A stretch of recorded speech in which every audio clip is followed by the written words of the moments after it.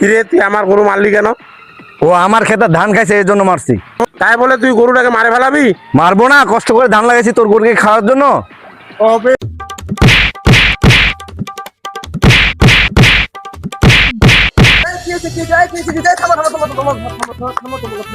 সমস্যা মারামারি করতেছে কেন? ভাই আমার গরুটা ওনার বলে খেতে ধান খাইছে, আমার গরুটাকে ও মারে ফেলাইছে। এটা কি সত্যি তুমি ওর গরু মারছো?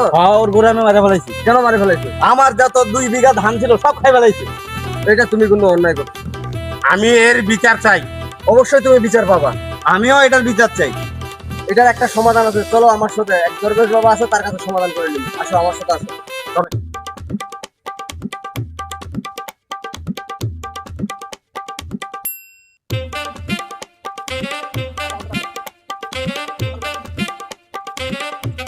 আসসালামু আলাইকুম।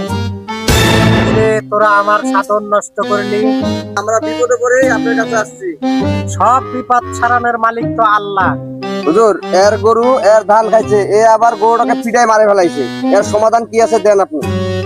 হামের উপর হাম, তারই উপরে জাম। একজনের গরু আর একজন মারলে দিতে হবে তার দাম।